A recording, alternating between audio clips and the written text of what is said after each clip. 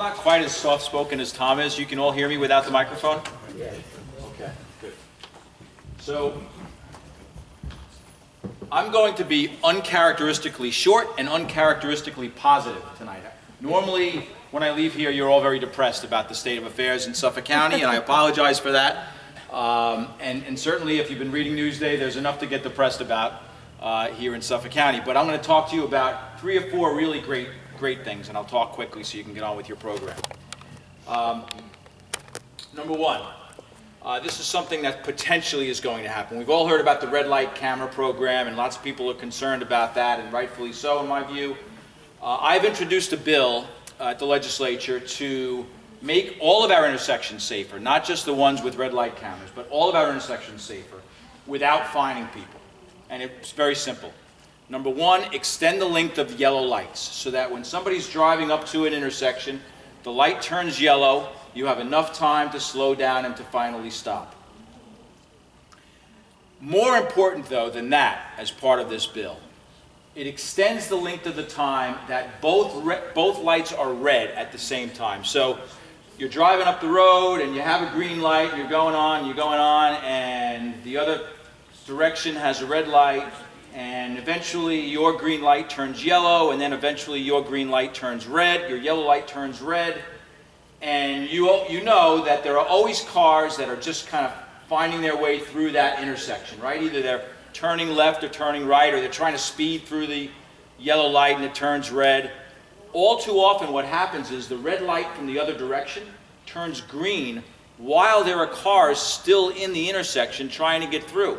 So the bill that I proposed basically says keep that red light red for 3 or 4 seconds longer to give all that traffic an opportunity to make it through that intersection.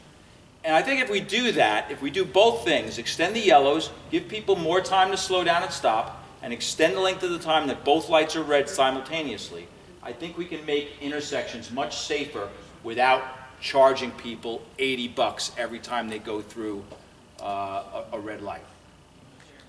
So that's introduced. That'll be before the legislature over the next month or so, and I'm hoping to get enough support to pass it. I want to talk about 3 quick things that are successes. Number 1, last year I passed a bill that allocated one advisor or one reviewer for Medicaid applications for veterans. So I called it my HOV lane, helping our veterans lane in our Department of Social Services, so that veterans wouldn't have to wait online with everybody else, and it's a huge pile of applications that come in, for their Medicaid benefits.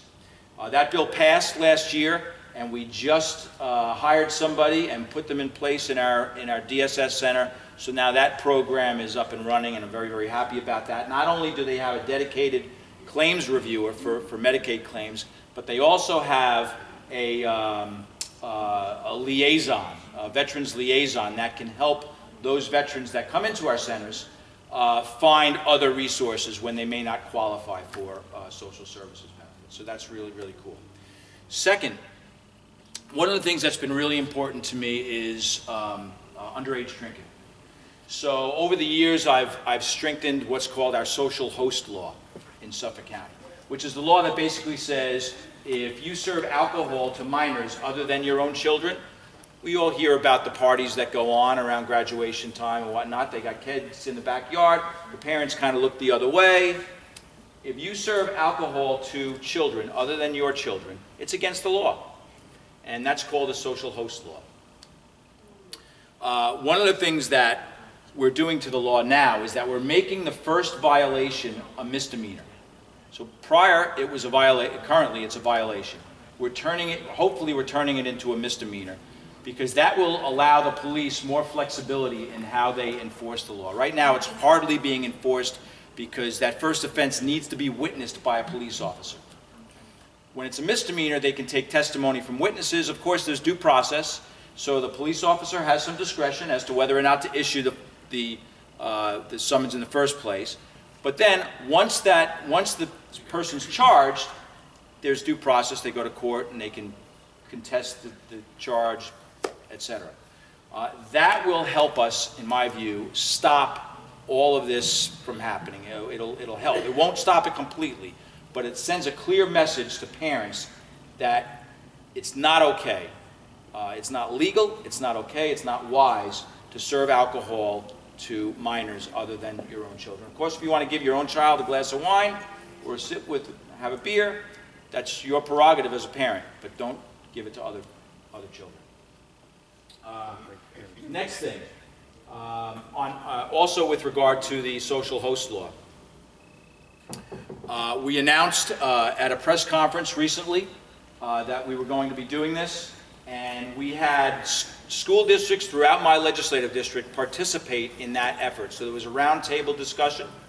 Linda Adams from the Connecticut School District, who's been really, really great to work with in terms of trying to fight this heroin epidemic and now trying to deal with the underage drinking problem. She was there. 6 other school districts were represented, and so there's buy-in from the school district. So hopefully we'll be able to make a difference in that regard.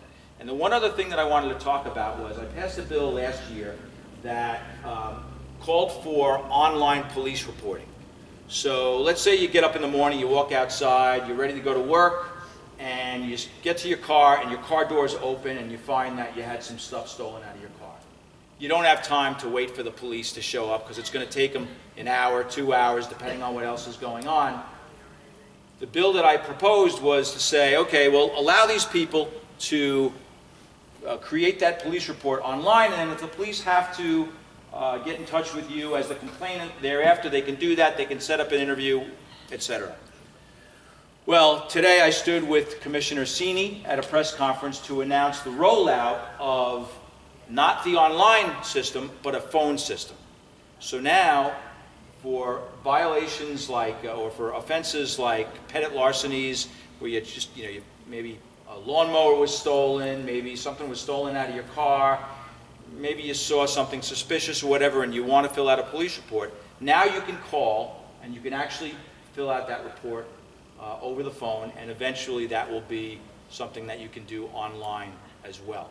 So what that does is 2 things. Number 1, it makes it more convenient for our residents, and number 2, it frees up our police officers to some extent, because they're not responding to these calls in an emergency situation that could then take them away from doing something else, whether it be patrolling or responding to a motor vehicle accident or something like that. So it will make our police department run more efficiently and more effectively and allow the responsiveness to improve.